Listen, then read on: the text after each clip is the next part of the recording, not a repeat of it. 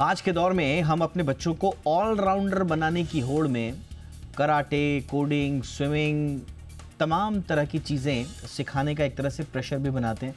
संभवतः वो हमारी इच्छाएं, लेकिन बच्चों पर हम उनको लादने की कोशिश करते हैं। कोशिश और मंशा हमारी यही होती है कि बच्चा ज़्यादा से ज़्यादा चीज़ें सीखे बचपन में, ताकि बड़े होकर उसे उतनी ही आसानी हो सक्सेसफुल होने में और अपनी ज़िंदगी बिताने में।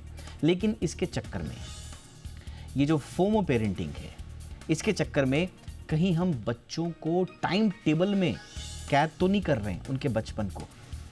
क्या हम सीधे सीधे शब्दों में कहें तो क्या हम अपने बच्चों का अपनी आकांक्षाओं को पूरा करने के लिए उनका बचपन छीन तो नहीं रहे हैं? ये सवाल लेकर आज हम हाजिर हैं एक बार फिर से आपकी खबर आपका फ़ायदा में। मेरा नाम दीपक डोभाल है और आप देख रहे हैं हमारी ये खास कवरेज। एक पहले रिपोर्ट देख लीजिए, मेरे साथ बहुत ही खास मेहमान है। रिपोर्ट के बाद चर्चा आगे बढ़ाएंगे।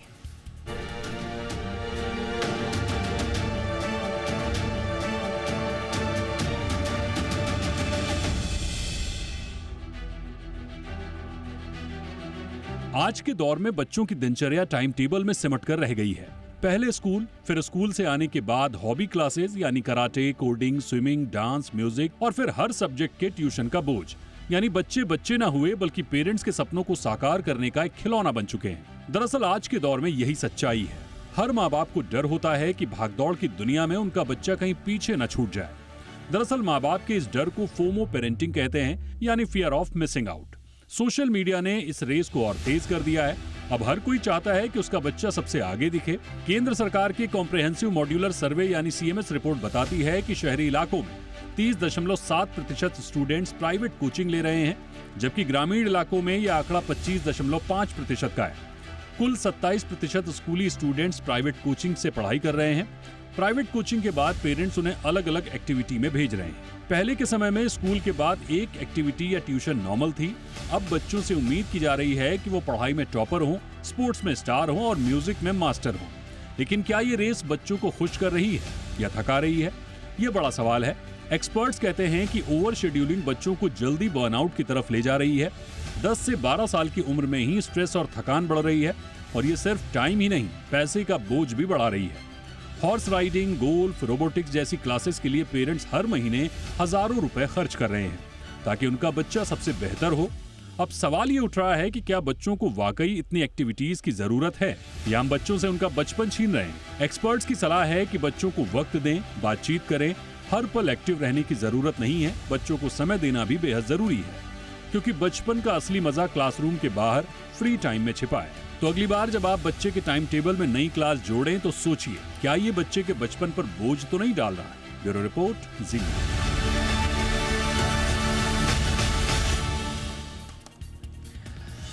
डॉक्टर नीलम मोहन हमारे साथ जुड़ चुकी हैं, national president Indian academy of paediatrics. Good evening ma'am, बहुत बहुत स्वागत है आपका हमारे शो पे। हमारे साथ हैं doctor Jyoti Kapoor, senior psychiatrist, मनस्थली से जुड़ी हुई। Doctor Kapoor, good evening ma'am, बहुत बहुत स्वागत है आपका। और हमारे साथ हैं डॉक्टर लाल तनवानी साहब, सीनियर एजुकेशनिस्ट। बहुत बहुत स्वागत है डॉक्टर तनवानी आपका भी हमारे शो पे। डॉक्टर नीलम मोहन मैम, आपसे चर्चा की शुरुआत कर रहे हैं। और आजकल तो हम देखते ही आ रहे हैं मैम, आसपास हर कोई चाहता है कि सारे की दुनिया की सारी उपलब्धियां जो हैं वो हमारे ही बच्चे को मिलें, और उसके लिए हमारा बच्चा दुनिया की सबसे तगड़ी वाली मेहनत भी करे।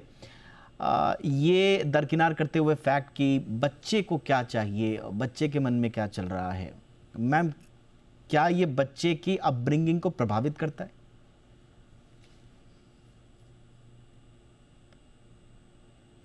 मैम आपको मेरी सही कहा है Deepak ji, sorry. What happens is ये जो FOMO, fear of missing out, ये पहले हम ये ज्यादातर वर्ड सुनते थे, everybody wants to be seeing social media कि कुछ मिस तो नहीं आया, कोई व्हाट्सएप तो नहीं आया, कुछ ये इसी पे बात करते थे।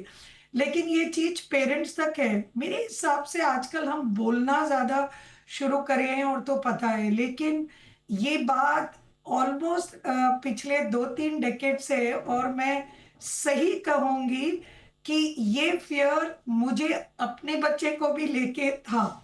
सो it is not only, when I was a young parent, maybe I was 24-25, I was a mother, and then by the time your child is getting, आपको भी लगता था कि मेरा बच्चा स्कूल में भी अच्छा हो, मेरा बच्चा म्यूजिक गिटार बजाए, मेरा बच्चा हॉर्स राइडिंग जाए या कराटे करे। So this is somewhere you're absolutely right कि हम अपने थॉट प्रोसेस की किसी ना किसी में तो वो आ जाएगा आगे। एंड तब सोशल मीडिया इतनी नहीं होती थी, लेकिन अभी क्या हुआ कि जो अर्बन में उनको स्ट्रेस लगा रहता है कि अगर मेरा बच्चा पढ़ाई में ठीक नहीं लगे तो कहीं स्पोर्ट्स में अच्छा है, ये पहले एक पेरेंट्स एक इस तरीके से सोचना शुरू करते हैं।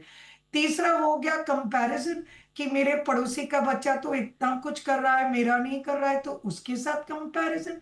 तीसरा हो गया सोशल मीडिया।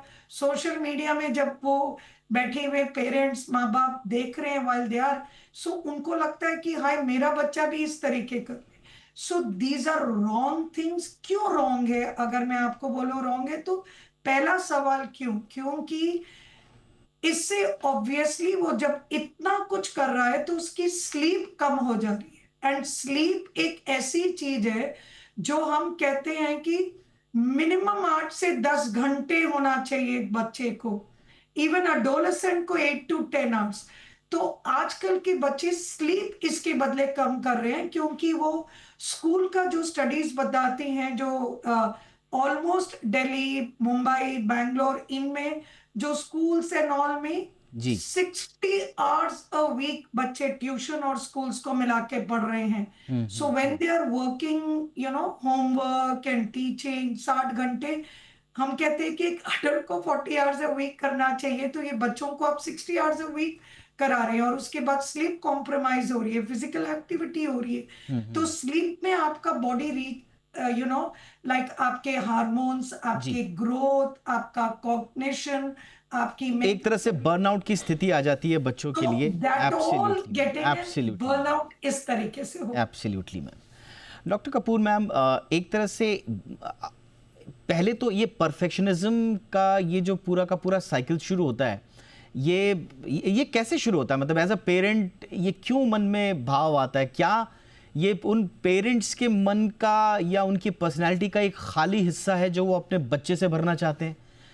कि हम परफेक्ट नहीं हो पाए, हमारा करियर अनस्टेबल रहा, या जहाँ पर भी हम हैं जिन तकलीफ़ों को हमने सहा वो हमारा बच्चा ना सहे, तो वो परफेक्शनिज्म का बोझ जो है वो साइकिल अपने बच्चे से फिर नई शुरुआत करना चाहते हैं। और फिर हम देखते हैं कि बच्चे फिर छोटी मोटी चीज़ों से, ईटिंग डिसऑर्डर्स, ओसीडी टेंडेंसीज भी हम देखते हैं, and sometimes it leads to self harm also, जो हम स्टडी पढ़ पा रहे हैं। तो मैम, ये सही जा रहे हैं पेरेंट्स या गलत जा रहे हैं? थैंक यू दीपक। और आपने ब्यूटीफुली अपने 4 सेंटेंसेस में एक्चुअल चीज़ें कह दी हैं। I will just explain and clarify them. Sure ma'am. पहली बात ये है कि पेरेंटिंग जब भी हम करते हैं, अब हमारी जनरेशन नहीं, हमारे से पिछली जनरेशन, हम बच्चे को अपनी एक्सटेंशन की तरह देखते हैं। हर पेरेंट बच्चे को अपनी एक्सटेंशन की तरह देखता है और इसमें दो राय नहीं है कि हम अपनी जो आकांक्षाएं हैं, अपने अरमान हैं, हम उनमें फुलफिल होते देखना चाहते हैं। दूसरी बात ये है कि जिस तरीके से पिछले 2-3 डिकेड्स में बदलाव आया है, तो हमारे पास जो अपॉर्चुनिटीज़ नहीं थी, वो हम आज की डेट में बहुत ईज़िली अवेलेबल देख पा रहे होते हैं। तो हमें लगता है कि हम ये नहीं सीख पाए, तो बच्चा भी ये सीख ले, तो इसलिए हम हर चीज़ को इंक्लूड करना चाहते हैं। जब आज से 20, 30, 40 साल पहले की बात करेंगे, तो स्कूल्स में इतने ऑल्टरनेटिव्स नहीं थे। स्पोर्ट्स में इतनी ऑप्शंस नहीं थी। आज की टाइम में सब कुछ बहुत ईज़िली मिल रहा है, तो मिल रहा है तो हम दे रहे हैं। तीसरी बात ये है कि जैसे मैम ने भी बोला कि कंपैरिज़न है, उसका बच्चा ये कर रहा है तो हमारा बच्चा भी ये कर सकता है।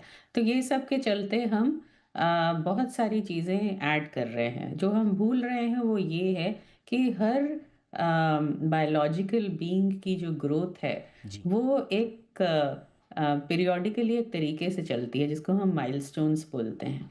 और उसमें हमारी जो कॉग्निटिव माइलस्टोन्स हैं, हमारी प्रोसेसिंग के माइलस्टोन्स हैं कि हम चीज़ों को कैसे इंटरप्रेट कर रहे हैं, प्रोसेस कर रहे हैं, लर्न कर रहे हैं, वो माइलस्टोन्स भी जो हैं वो बायोलॉजिकली हमारे एक हिसाब से सेट हैं, एक रेंज में आते हैं। जब हम ओवर स्टिमुलेट करते हैं, तो बच्चे को इन सब चीज़ों को प्रोसेस करने का समय ही नहीं मिलता है। करेक्ट। और जब आप प्रोसेस नहीं करते हैं तो काफ़ी चीज़ें पीछे छूट जाती हैं।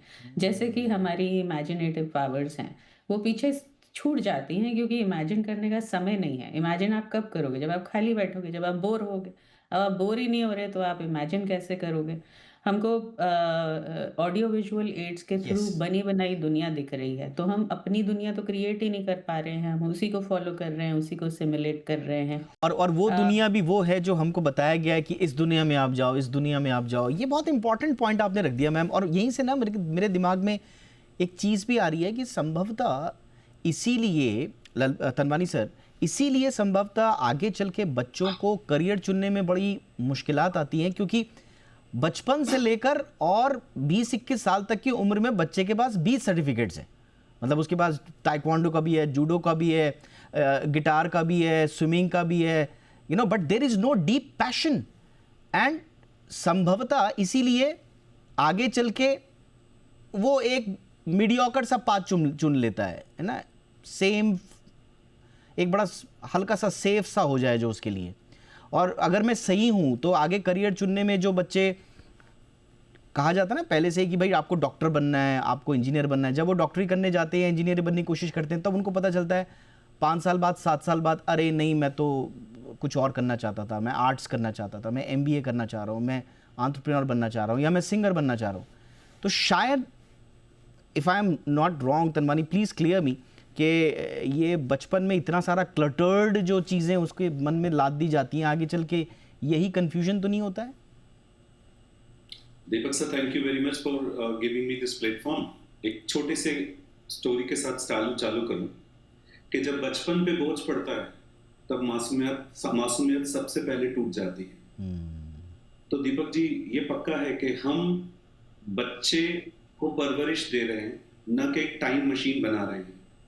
एक्चुअली हम बच्चों के ऊपर इतना ओवरलोड कर लेते हैं कि आपको 6 घंटा स्कूल जाना है, 4 घंटा ट्यूशन्स जाना है, फिर कराटे भी सीखना है, फिर आपको गिटार क्लास भी सीखना है, और लास्ट में पता चलता है कि jack of all and master of none. Actually जब ये बच्चा बड़ा हो जाता है, जब उसे पता चलता है कि मुझे डॉक्टर बनना था और पता चला मैं इंजीनियरिंग में घुस गया हूँ, और मुझे चार्टर्ड अकाउंटेंट बनना था लेकिन मेरे पापा ने मुझे बनने नहीं दिया, तो ही गेट कंफ्यूजन। तो मेरी रिक्वेस्ट है, पेरेंटिंग का मतलब ये नहीं होता है कि पेरेंटिंग का मतलब प्रेशर, पेरेंटिंग का मतलब होता है प्रेजेंस। आप रिंग मास्टर बनोगे तो वो वाला शेर होगा जो सिर्फ आपके इशारों पे चलेगा, लेकिन अगर आप रिंग मास्टर नहीं हो और आप बच्चे के दोस्त हो, और बच्चे को अगर आप उस हिसाब से पढ़ाएंगे, उस हिसाब से मैनर्स और एटिकेट्स देंगे, तो डेफिनेटली वो बच्चा आगे चल के आपकी एसेट बन जाएगा। पेरेंट्स की ओवर एक्सपेक्टेशन, जो रैट रेस चल रही है, जो ओवर एम्बिशंस पेरेंट्स है, उस वजह से कहाँ ना कहाँ बच्चे आगे चल के डिप्रेशन में, एंजाइटी में, और कहाँ ना कहाँ ओवर थिंकिंग में चले जाते हैं। ऑलराइट, ये बड़ा इंपॉर्टेंट है। अब इसी रैट रेस को ना आगे जो बढ़ाते हैं वो हमारे इंस्टीट्यूशंस बढ़ाते हैं। छोटे से ब्रेक के लिए मैं रुक रहा हूँ, और ये बढ़ावा कौन दे रहा है, अब ये सही है या गलत चर्चा करेंगे ब्रेक के बाद। बट आप देखिए IITs, बड़े बड़े top medical college, engineering college, यहाँ तक कि आईवी लीग, ऑक्सफोर्ड में आप चले जाइए, तो वो भी ऐसे लोगों को ओपनली वेटेज देते हैं जिनके पास सारी चीज़ें, मतलब आप स्पोर्ट्स भी हो, स्टेट लेवल सर्टिफिकेशंस भी हैं, ओलंपियाड भी किया है आपने, रिसर्च पेपर भी हैं आपके, म्यूज़िक ग्रेड्स भी हैं आपके। तो ऐसा तो नहीं है कि टारगेट वहाँ है और यहाँ बचपन ख़राब हो रहा है, हम यहाँ पेरेंट्स को कोस रहे हैं, बट ये एक्चुअल में रियल सिलेक्शन फिल्टर्स हैं। इस पर भी बात एक छोटे से ब्रेक के बाद।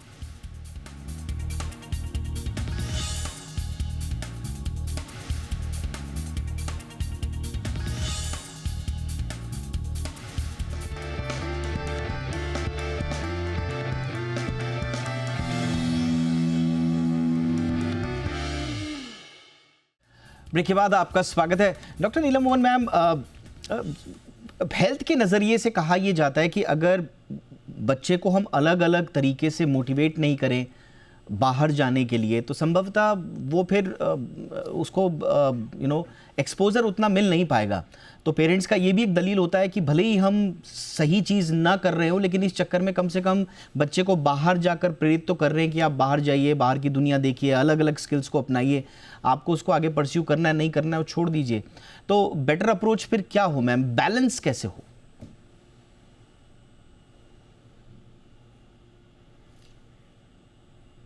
मैम आप म्यूट हैं, सॉरी।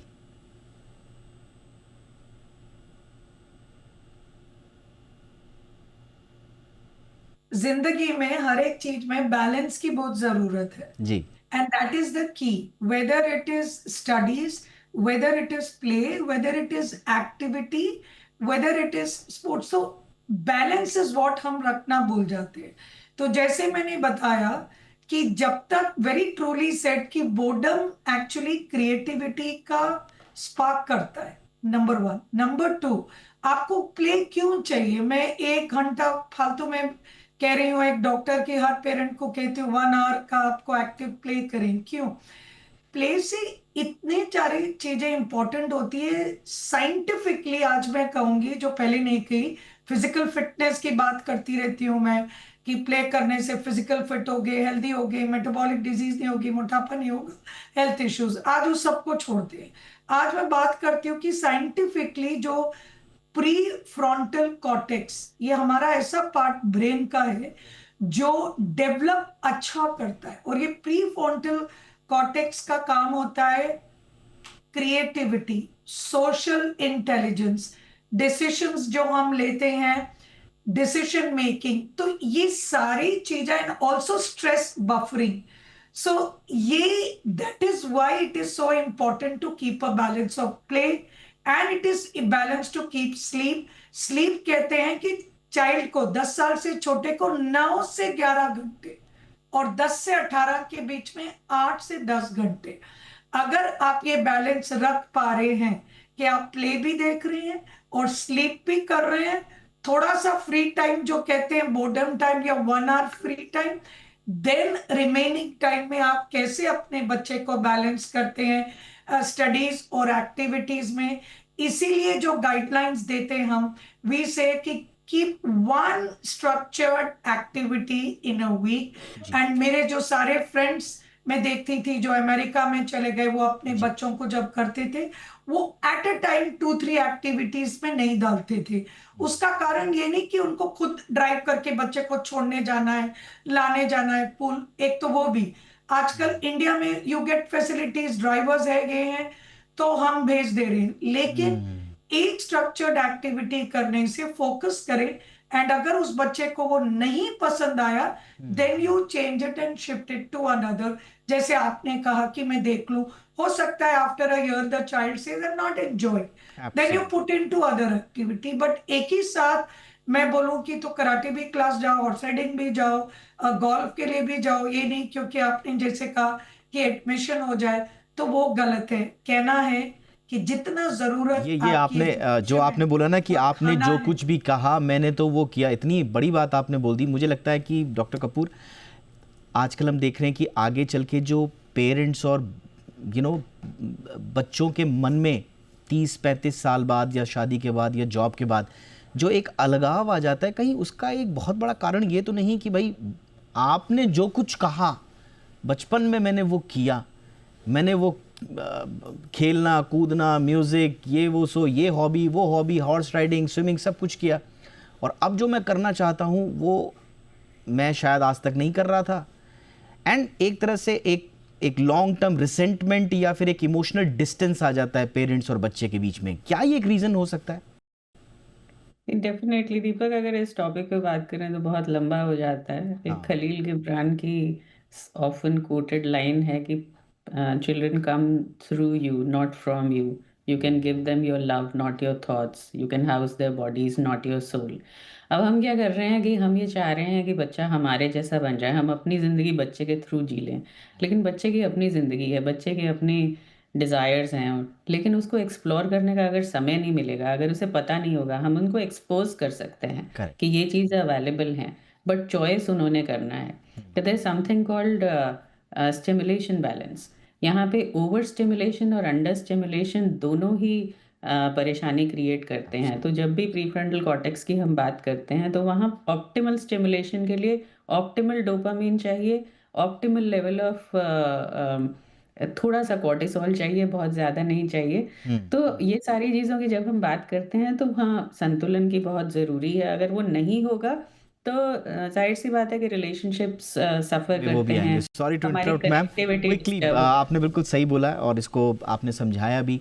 तनवानी सर, जाते जाते व्हाट इफ, जो मैंने कहा ब्रेक पर जाने से पहले, व्हाट इफ कि हम सिर्फ पेरेंट्स की बात कर रहे हैं but the competition is real and brutal out there in real world. मेरे ख्याल से जो ऑलराउंडर का टैग है शायद वो एक्चुअल सिलेक्शन फिल्टर है, जैसा मैं कह रहा हूँ। तो संभवतः पेरेंट्स की भी इतनी गलती ना हो, वो हमारा करियर का सिलेक्शन का जो फिल्टर ही है, अगर हमने ऐसा बना दिया तो पेरेंट्स भी क्या करें? सर एक्चुअली हमारा जो सेशन है उसका नाम बहुत अच्छा रखा है हम लोगों ने, नन्हा बचपन और उम्मीद है बचपन। बचपन। यस, दीपक सर आपने बहुत अच्छा नाम रखा हुआ है Thank कि you. बच्चे जो है वो टाइम मशीन नहीं है।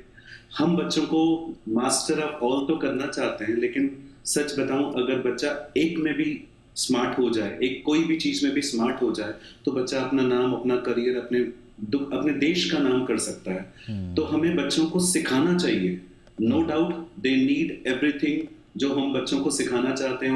उन्हें कराटे भी सिखानी है, उन्हें हॉर्स राइडिंग भी सिखानी है, उन्हें हर हॉबी सिखानी है, लेकिन कहाँ ना कहाँ उनके बचपन को हमें नहीं मारना है। तो हमें कहाँ ना कहाँ सब चीजों के बीच में बैलेंस करके चलेंगे। Balance is the key. I am sorry, आज मैंने आप तीनों को बहुत इंटरप्ट किया, I am so sorry, but क्योंकि समय बहुत कम था।